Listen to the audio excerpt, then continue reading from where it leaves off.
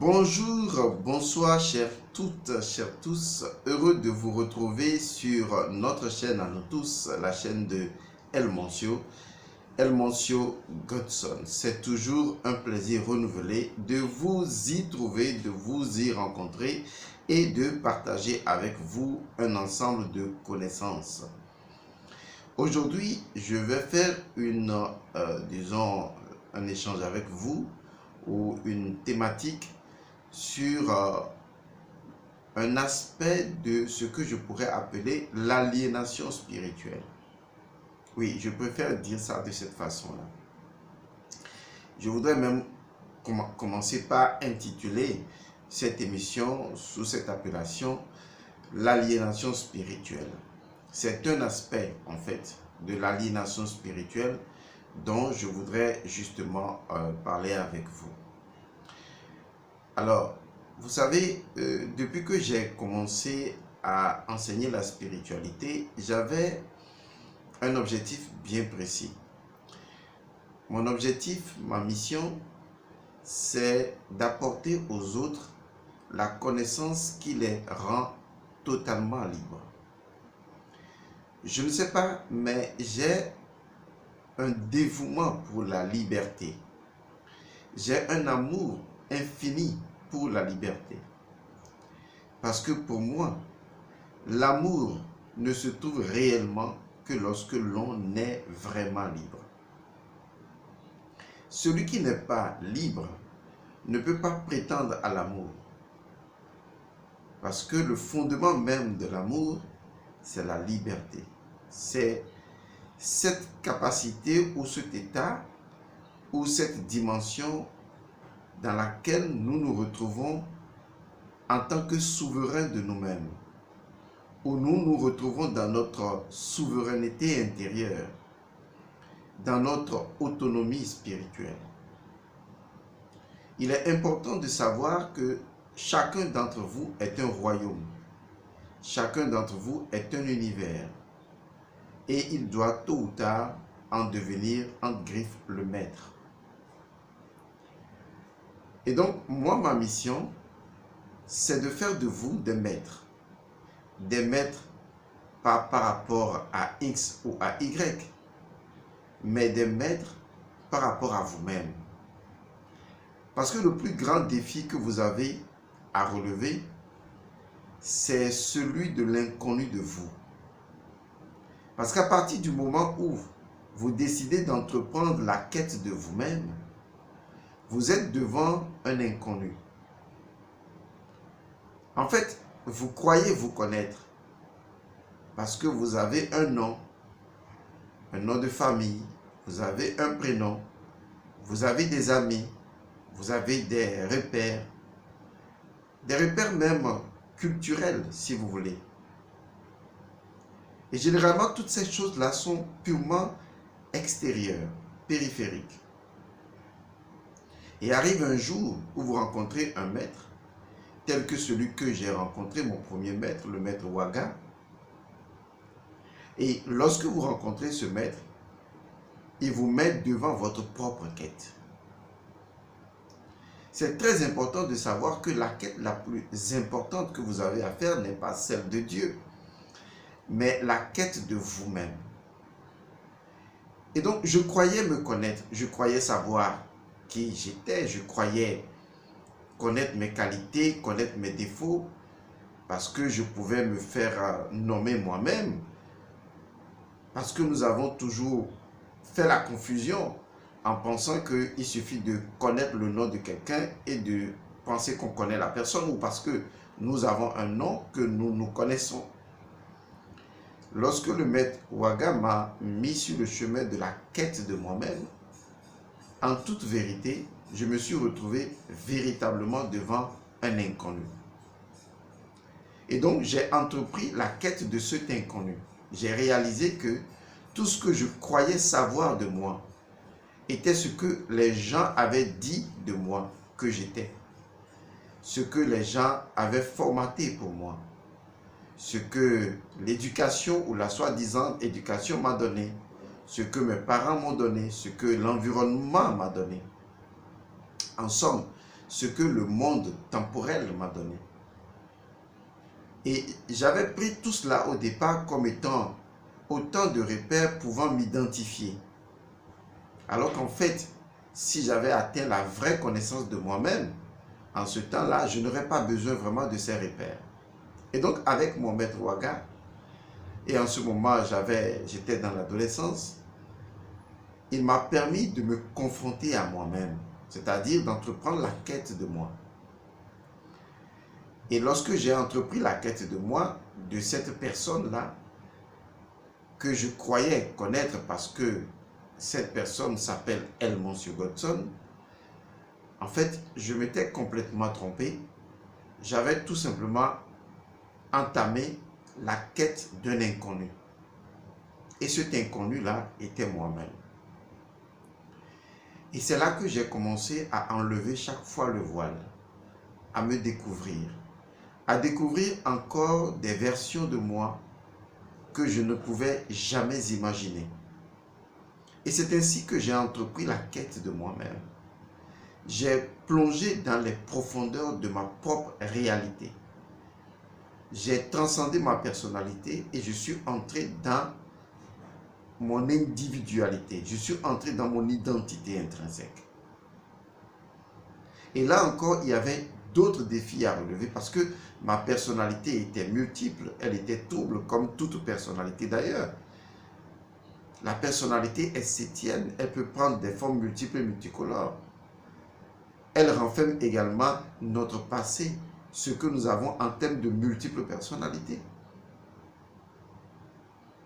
Mais il fallait transcender tout ça. Perçoit, personnalité, ce faux moi, il fallait justement transcender ce faux moi. Et c'est là que lorsque vous passez cette étape, vous réalisez que vous n'aviez vraiment jamais existé. C'est-à-dire que tout ce que vous saviez de vous-même était complètement faux. Était tout ce qu'on vous a dit que vous étiez. Et alors, en entreprenant la quête de vous-même, vous êtes alors en face d'un inconnu que vous devez découvrir au fur et à mesure. Et j'ai commencé à me découvrir. Et j'ai commencé à voir des choses de moi que je ne pouvais jamais supposer qu'elles existaient. Et ayant fait ce chemin-là, ayant trouvé que c'est le meilleur chemin, du moins pour moi, lorsque je suis devenu moi-même instructeur spirituel, sacré par mon maître, j'ai décidé d'aider les autres à entreprendre leur propre quête personnelle, à entreprendre la quête de cet inconnu que eux-mêmes ils sont. Vous ne vous connaissez pas. Tout ce que vous croyez savoir de vous est faux. Ça, c'est l'élément de base. Il y a des choses de vous. Il y a le vous que vous ne connaissez pas. C'est le lien de votre identité avec ce que vous êtes en profondeur. Et vous devez le comprendre. Pourquoi est-ce que je fais ce déballage aujourd'hui? C'est parce que je ne veux pas dire que j'ai été un peu déçu, mais c'est une émotion à laquelle je ne suis pas attaché parce qu'il faut que je m'exprime. Ma chaîne permet aux gens de se prendre en charge. Ça ne veut pas dire que nous ne prendrons pas les autres en charge. Et je l'ai souvent répété. Mais je voudrais donner un nom à ce que vous faites, mais que vous ne comprenez pas. Peut-être parce que vous n'avez pas reçu cette forme d'éducation.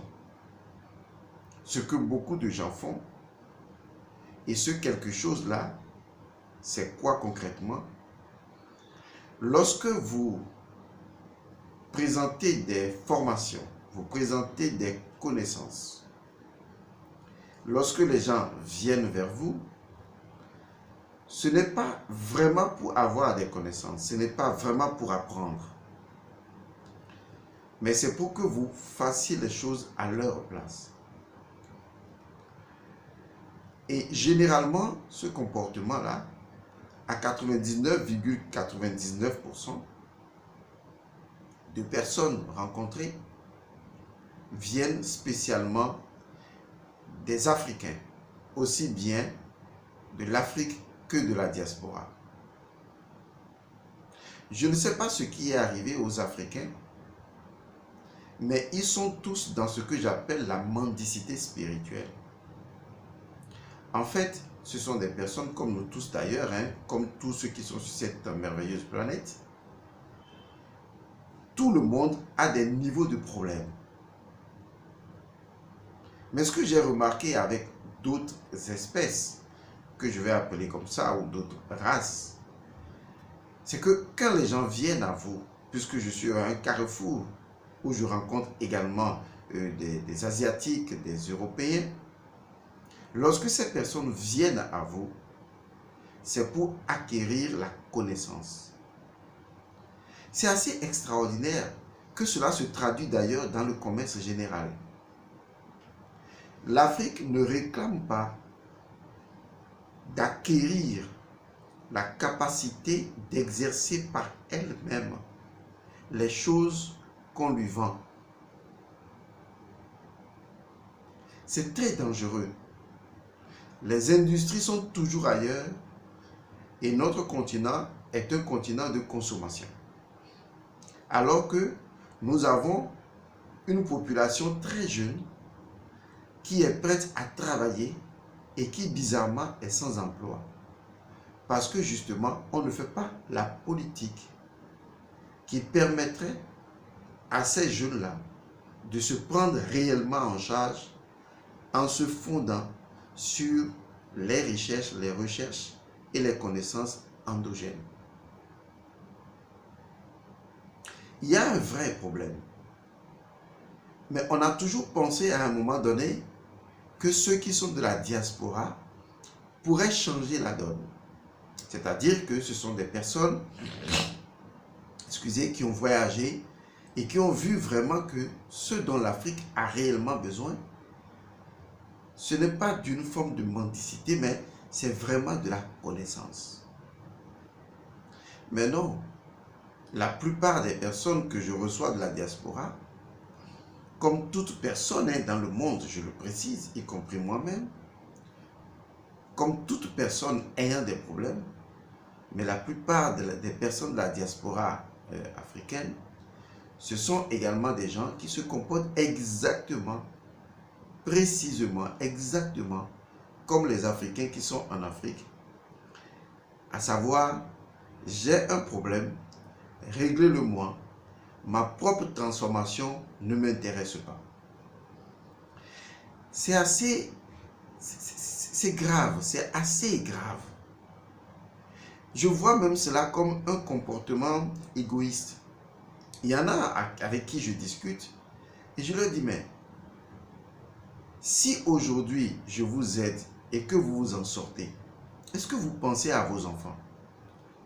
Qu'est-ce que vous allez leur laisser comme un legs spirituel en disant, j'ai travaillé sur moi-même, j'ai acquis des connaissances, je me suis transformé, je me suis métamorphosé et par conséquent, je te transforme également, j'agis sur toi, je te permets de te prendre en charge pour que demain tu deviennes un père de famille accompli spirituellement et matériellement. Parce que je ne comprends pas pourquoi, lorsque vous proposez par exemple aux gens qui vous appellent, ils disent oui, monsieur Godson, et comment on fait le rite du placenta? Vous leur dites, ok, si vous voulez connaître le rite du placenta, suivez la formation sur le code ATOM. Oui, mais monsieur Godson, ce que je veux là, est-ce que vous pouvez me donner quelques petites idées là et je règle ça parce que j'ai quelque chose à faire et c'est urgent? Et je réponds, justement parce que c'est urgent, il faut aller à la connaissance. Parce que la maladie qui est à l'arrière-plan des problèmes que vous avez est une maladie spirituelle qui provient de l'aliénation spirituelle. Mais si vous ne réglez pas la maladie et que vous ne tâtonnez que sur les aspects extérieurs des problèmes, demain, eh bien, d'autres problèmes surgiront encore. En grande partie, ce sont les femmes. Oui, on a des problèmes de ceci, on a des enfants, on a ceci avec l'homme, on a ceci avec... Et il y a tout un ensemble de problèmes. Comme tout le monde d'ailleurs sur cette merveilleuse petite planète. Et ça, c'est tout à fait normal parce que sans les problèmes, la vie n'aurait absolument même pas de sens. On ne parlerait même pas de spiritualité. Donc la question à se poser fondamentalement, qu'est-ce que les problèmes qui nous arrivent nous permettent de décider? Parce qu'à chaque problème, il faut une décision. Et la décision doit avant tout être spirituelle. Il ne s'agit pas d'une décision de régler temporairement un problème. Il s'agit d'une décision, surtout quand le problème est récurrent, il s'agit d'une décision à prendre au niveau spirituel qui implique forcément votre propre transformation spirituelle. Parce que c'est justement parce que vous êtes à un niveau d'énergie, à un niveau de connaissance, à un niveau d'impédance vibratoire que vous avez justement des problèmes particuliers. Donc, un problème, appelez ça comme ça si vous voulez, un défi, comme d'autres personnes aiment les appeler, est en fait, en termes de questionologie, un élément important qui nous renvoie à une dimension spirituelle de nous-mêmes. Lorsque les gens me disent « Oui, je suis victime de la sorcellerie », je dis « Oui, justement, c'est une très bonne chose. » Parce que justement, tu seras victime de la sorcellerie, tu es victime de la sorcellerie, ta famille a été victime de la sorcellerie peut-être avant toi. C'était l'appel que la vie t'a lancé à travers un problème pour que tu ailles acquérir la connaissance de la sorcellerie positive qui te permet de transcender même la sorcellerie elle-même et d'aller dans une forme de magie supérieure. Je vais raconter une petite histoire qui va vous faire peut-être rire. Mais c'est quelque chose qui m'a transformé en tout cas, en ce qui me concerne. Lorsque j'étais adolescent, j'étais tombé amoureux d'une jeune fille. Très amoureux, en fait, pour ce que je croyais être de l'amour. De toute façon, c'était moi. C'était ce que je ressentais, c'était l'amour pour moi. J'étais tombé amoureux d'une fille. Et on était allé à un anniversaire, la fille était là. Et je l'ai remarqué à nouveau. Mais j'étais très timide. J'étais souvent, adolescent, effrayé par les femmes. Néanmoins, vous savez, il y a toujours ces amis-là qui vous enquiquinent un peu, qui vous disent « Oui, prends le courage, prends ton courage, vas-y, vas-y, vas-y, vas-y. » Tu vois comment elle te regarde. Vous savez, ces histoires, vous les connaissez également. Et donc, j'ai pris mon courage à deux mains et je suis allé vers la fille pour l'inviter justement à danser. À l'époque, enfin en ce moment-là, la musique qui passait, c'était la salsa. Or, la fille, elle, vivant certainement avec des parents qui aimaient ce genre de danse, à l'époque, la fille savait justement danser la salsa. Ce qui n'était pas mon cas. Mais je voulais vraiment danser avec la fille parce que je voulais profiter pour justement lui parler. Et donc, j'ai invité la fille à danser. On va sur la piste de danse. Mais là, j'ai cafouillé grave.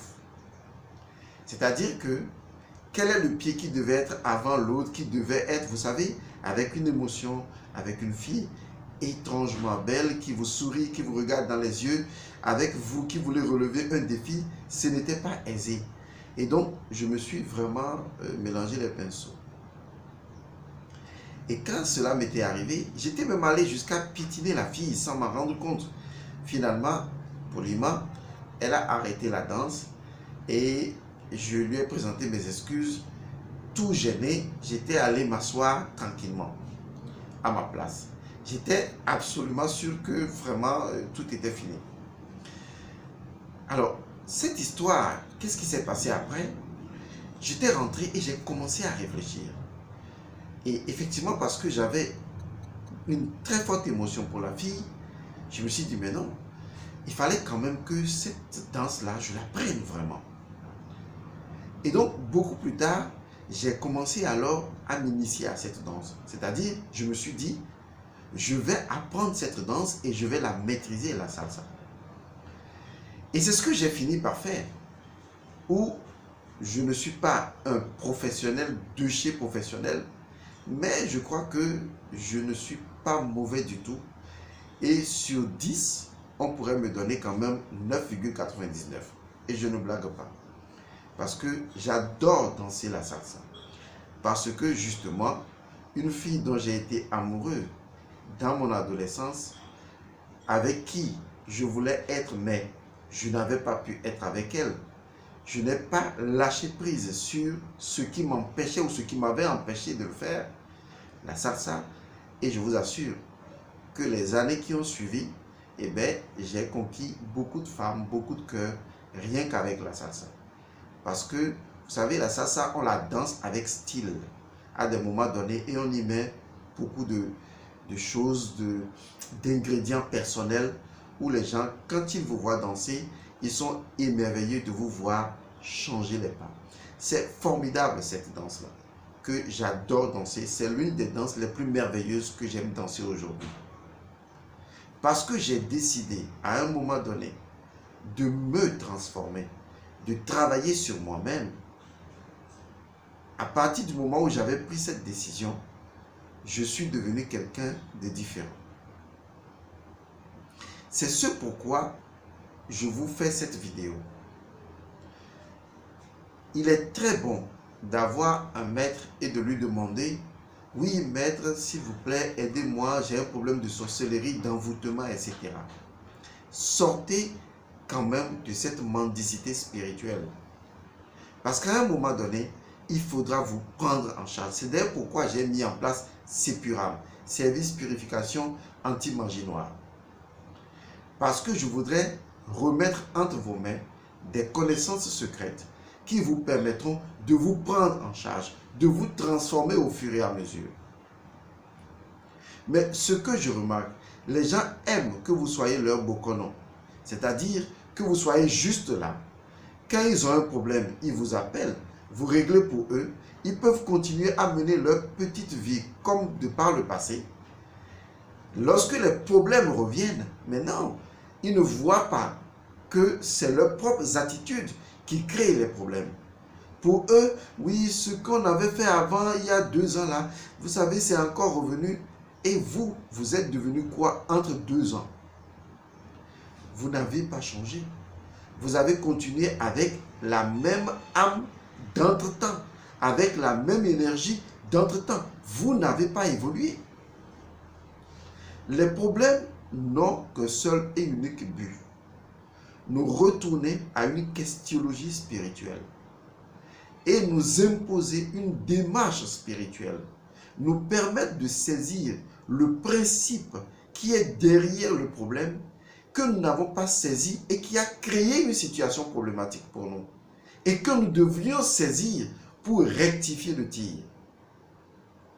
Car le problème possède en lui-même un principe qui, dans son application, a été mal utilisé. C'est ce qui a engendré ce que vous appelez problème.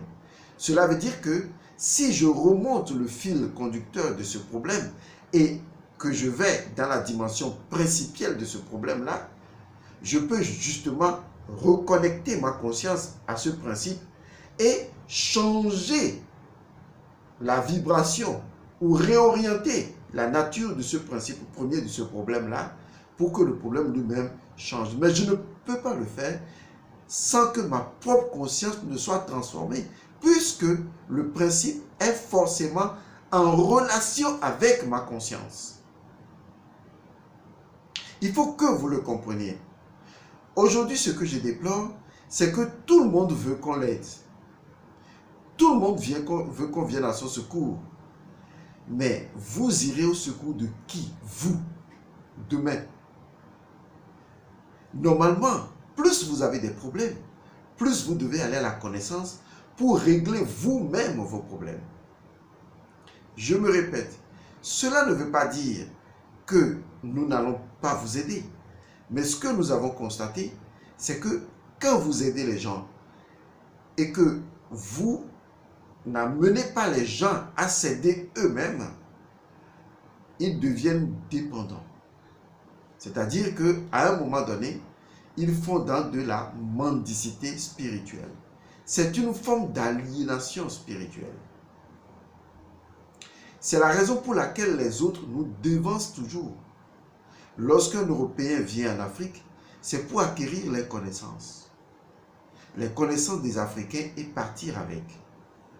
Mais les Africains eux-mêmes, qui vivent sur leur propre territoire, lorsqu'ils ont des problèmes, ou les mêmes problèmes que l'Européen, quand ils vont, ce n'est pas pour acquérir la connaissance, c'est pour que quelqu'un qui a la connaissance puisse leur régler leurs problèmes, pourvu que eux, ils vivent dans leur vie de vivre au quotidien. Et l'Africain n'a pas changé, qu'il soit en Europe, qu'il soit aux États-Unis ou qu'il soit en Afrique. Et il demeure bizarrement le même. C'est-à-dire, il ne cherche que l'immédiateté. Il veut manger tout de suite. C'est tout ce qui l'intéresse. Sinon, si vous êtes un parent conscient et consciencieux, votre première démarche, c'est de maîtriser la connaissance spirituelle nécessaire à transmettre à votre descendance. Pour que, même si vous n'êtes pas là demain, physiquement parlant, ces enfants, votre progéniture, soient en mesure de s'autosuffire, d'abord spirituellement et ensuite physiquement ou matériellement. S'autosuffire spirituellement, c'est acquérir la dimension nécessaire pour faire face à tous les défis de la vie. Car il n'y a aucun problème de l'existence qui ne soit connecté à un principe spirituel. C'est d'ailleurs la raison pour laquelle vous allez toujours vers le spirituel pour rechercher la solution à vos problèmes. Mais vous utilisez la mendicité spirituelle, qui est une forme d'aliénation spirituelle, au lieu de faire dans la recherche de la connaissance qui vous permet de faire votre propre quête, la quête de l'inconnu que vous êtes. Parce que le vrai problème, ce n'est pas que vous avez des problèmes. Le vrai problème, c'est que cet inconnu que vous êtes décide que vous veniez à sa connaissance. Et tant que vous refusez d'y arriver, eh bien cet inconnu va créer des situations problématiques pour vous obliger à aller vers sa propre quête. Mais ce n'est pas ce que vous faites. Les seules choses qui vous intéressent, c'est se réveiller, avoir un boulot, avoir des enfants, avoir un mari ou une femme, avoir des amis, avoir une maison, avoir une voiture, avoir des situations matérielles. C'est tout ce qui vous intéresse. Et si quelque chose menace cette chose-là, vous ne vous demandez pas, mais quelle est ma dimension spirituelle actuellement? Non, ça ne vous intéresse pas. La seule chose qui vous intéresse, oui, comment je peux régler mon problème de parcelle? Comment je peux régler mon problème de voiture? Comment je peux régler mon problème de mari ou de femme? Et puis, dès que c'est réglé, ah oui, enfin, tout va bien dans le meilleur des mondes. Finalement, la question est, que connaissez-vous finalement, en fin de compte? Ce qui devrait faire votre épanouissement se trouve entre les mains de quelqu'un d'autre. En quoi vous êtes épanoui? Mais posez-vous les bonnes questions. Je suis très heureux de travailler pour vous, de vous aider. Mais je voudrais également que, même si je vous aide, que je vous accompagne spirituellement, je voudrais que vous vous preniez vraiment en charge en allant vers les connaissances et les formations qui vous autonomisent, qui vous permettent de reconquérir votre souveraineté spirituelle. De vous prendre en charge, de faire les choses par vous-même. Vous savez, c'est un changement de mentalité très difficile. C'est comme si vous allez à 300 km à l'heure en toute vitesse et on vous demande de faire marche arrière. Vous voyez, c'est très difficile. Il faut d'abord ralentir, ralentir, ralentir. et arriver à un point d'arrêt et ensuite faire demi-tour pour arriver jusqu'au point où on a pris le départ et reprendre ensuite le chemin inverse. Vous voyez, ce n'est pas facile. C'est ce qui vous donne l'impression que le chemin qui consiste à se prendre en charge est difficile. Ce n'est pas difficile. C'est parce que vous aviez déjà pris de mauvaises habitudes. Et pour prendre maintenant les bonnes habitudes, vous devez d'abord ralentir les mauvaises habitudes, exactement. À un moment donné, stopper les mauvaises habitudes et ensuite reculer les mauvaises habitudes, c'est-à-dire les dissoudre progressivement et après prendre les bonnes habitudes.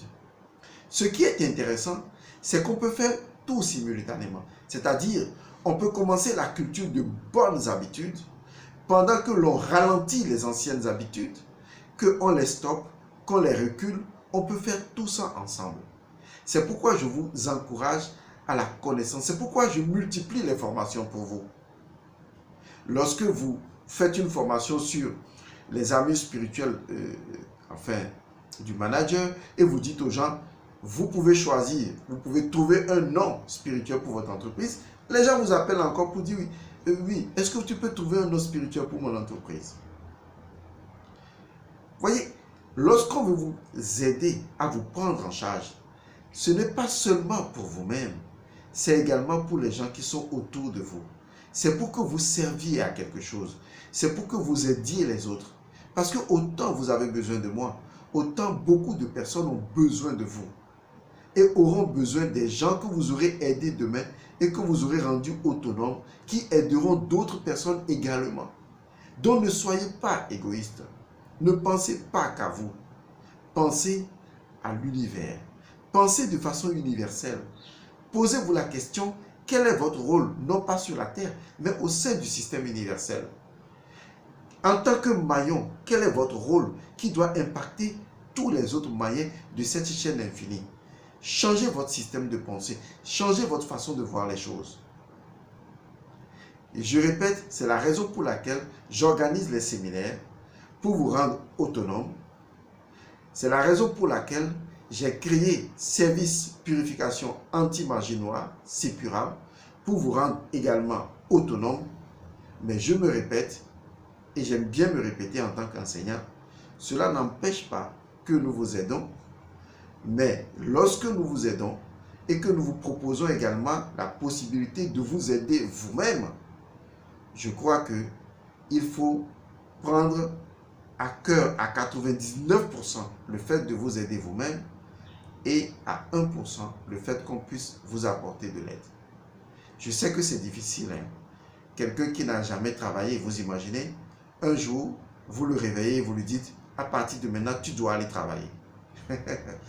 Je comprends. Mais comme je l'ai dit tantôt, on peut faire tout cela au même moment.